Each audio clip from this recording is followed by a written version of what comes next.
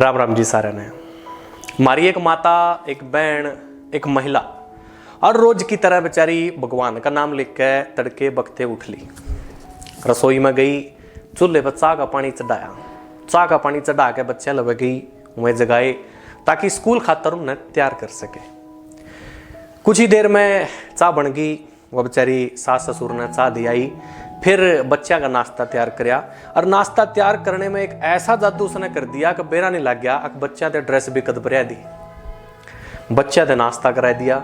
नाश्ता कराया तो फिर उसके दिमाग में आया कि वो भी जाओगा ऑफिस में और उसका भी टिफिन तैयार करना है। या बात दिमाग में थी, इसी बीच बार थे पोंपों की आवाज आएगी, आगे आगे आगे आगे स्कूल की वैन आएगी। वो बेचारी बच्चे न लेगा स्कूल, मतलब वैन लवा चली गई, बच्चे वैन में चढ़ा दिए। वैन में चढ़ाने के बाद वापस आई तो उन्हें दिमाग में था भी पति खातर टिफिन बनाना है, तो मेज पर जूठे बर्तन ठा के कस्सी पर धर दिए, वाश बेसिन पर धर दिए और रोटी बनाने लगी, टिफिन तैयार करने लगी पति का। इतनी देर में पति देव की आवाज आई, अगर मेरे कपड़े तो काट दे। तो भाई ऑफिस जाने खातर अपने पति के कपड़े कुपड़े काट दिए, उस पर थोड़ी बहुत प्रेस मार दी, प्रेस मार कर ले उसने कपड़े दे दिए। इब पति खातर उसने पसंद का नाश्ता तैयार करके टेबल पर लाया ही था, एक छोटी ननंद आई और नु कहने लगी, भाभी आज मैंने कॉलेज जल्दी जाना है तो न्यू कर मेरा भी नाश्ता ही बेला दे। इतनी देर में देवर की भी आवाज आएगी, बोले भाभी नाश्ता तैयार हो गया के? तो भाभी बोली, हाँ जी भैया नाश्ता तैयार है, आ जाओ अपने बड़े भाई के लिए बैठ कर लो। तो यूं घर का माहौल चल रहा। पति ने देवर ने नाश्ता कर लिया, थोड़ी देर अखबार पढ़ लिया, फिर मैं भी अपने अपने ऑफिस चले गए। उस माता ने वह बर्तन ठाए और वाश बेसिन में रख दिए और बूढ़ा बुढ़िया थे उनके परहेज का नाश्ता करवा दिया।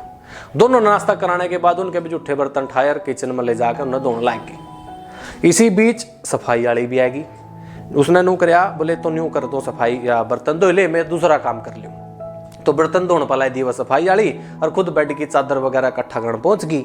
और फिर सफाई वाली जब वो चादर चौदर इकट्ठी कर ली, फिर सफाई वाले गला मिलकर जुट गई वह भी सफाई में।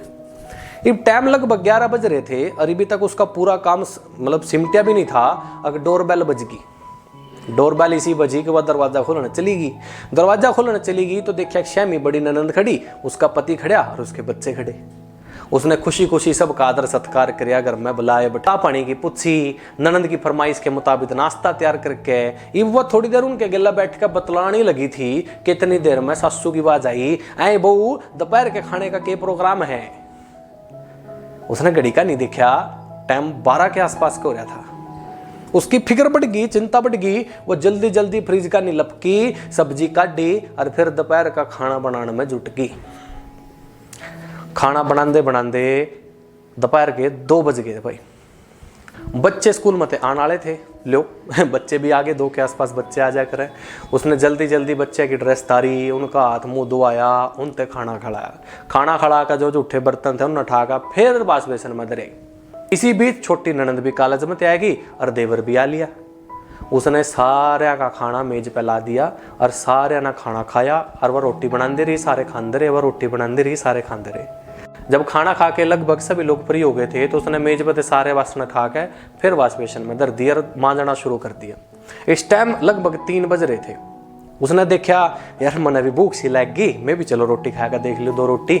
तो उसने जैसे ही बोइये का नहीं ध्यान गया, उसने देखा कि बोइये में तो एक भी रोटी नहीं। अब बोइये में एक भी रोटी नहीं तो फिर वह किचन का नहीं चलेगी ताकि रोटी बना लूँ। इतनी देर में पति देव घर पाया गया। पति देव घर पाया तो बोलिया आज तो देर होगी, भूख बड़ी लग रही है, न्यू कर जल्दी जल्दी खाना ला दे। तो बेचारी खाना बनाने जुट गई। पति बैठा दिया डाइनिंग टेबल पर और अपना चटनी चुटनी बनाकर जो भी घर में जुगाड़ था खाने का उसके साथ वो तो ताजी रोटी बनाकर घी लाकर उसने खिलाने लायकी। इब लगभग 4 का टाइम हो रहा था और वह खाना खिला रही थी अपनी पति ने। तो उसकी पति ने कह दिया, बोले न्यू कर अका तो अपनी रोटी भी लिया और उरा बैठ कर दोनों इकट्ठे खाओगे। पहले दोनों हैरानी तो अपने पति की तरफ देखा, पर उसने ख्याल आया मैंने तड़के की मतलब रोटी तो खाई नहीं, कमाल हो क्या, मैंने अब तक तो रोटी ही नहीं खाई। यूं ख्याल आंधे आंधे वह अपने पति के लिए रोटी खान बैठ गई। बेचारी रोटी का पहला बुगल तोड़ा और जैसा ही वो मुंह में रखने की कोशिश करी, बेचारी की अंजू लिकट गई। पति देव ने उसके अंजू का नहीं देखा और बोलिया, क्या बात बोली, क्या तो रोवा है? वो चुप रही बेचारी और सोचने लगी आगे ना क्यों कर बताऊं, अक्सर सराल में इतनी मेहनत करने के बाद ये रोटी का जो निवाला है ना, इस टाइम ए यू रोटी का निवाड़ा ईब नसीब होया और लोग इसने मुफ्त की रोटी कह दे हैं। पति ने बार बार पूछा, उसने सिर्फ इतना बताया। पति ने बार बार पूछा कि बोले रोवा क्यों है?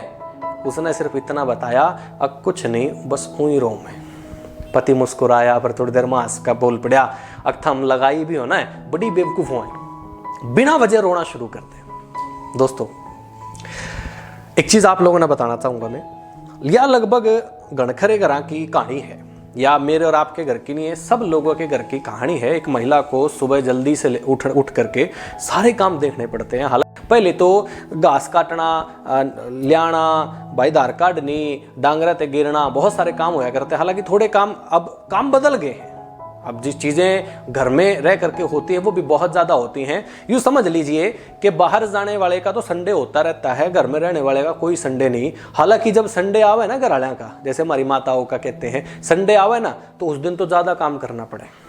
यानी कि जिस तरीके से हमारी हार्ट बीट काम करे ना, कोई संडे नहीं, कोई छुट्टी नहीं, 1 सेकंड की भी छुट्टी नहीं लेती हमारी हार्ट बीट, वैसे ही हमारी वे माताएँ हैं जो घर में काम करती हैं, जो गृहिणी का मतलब अपना व्यवहार कर रही हैं, जो गृहिणी का अपना फर्ज पूरा कर रही हैं, कर्तव्य पूरा कर रही हैं, घर वालों को घर मेंटेन करके देने का अपना कर्तव्य पूरा कर रही हैं, उन लोगों के लिए ये एक थोड़ी सी व्यथा मैंने आप लोगों तक पहुंचाने की कोशिश करी है कि वे लोग ऐसा कह कैसे देते हैं कि महिलाएं मुफ्त की रोटी तोड़ती हैं, जबकि वो सुबह से शाम तक बेचारी लगी रहती हैं। अगर आपको लगता है कि ये व्यथा हर उस व्यक्ति तक जानी चाहिए ताकि वो ये शब्द कहना भूल जाए कि महिलाएं मुफ्त की रोटी तोड़ती हैं, और वो रिस्पेक्ट के निगाहों से उनको देखे और उनकी इज्जत करे, उनके काम की इज्जत करे, अगर आप शेयर करेंगे तो मैं समझूंगा कि आप उन लोगों में से हैं जो औरतों की इज्जत करते हैं। अगर आप शेयर नहीं करेंगे तो मैं ये भी समझूंगा कि आप उनमें से हैं जो आज भी ये कहते हैं कि लुगाइयाँ मुफ्त की रोटी तोड़ा करें।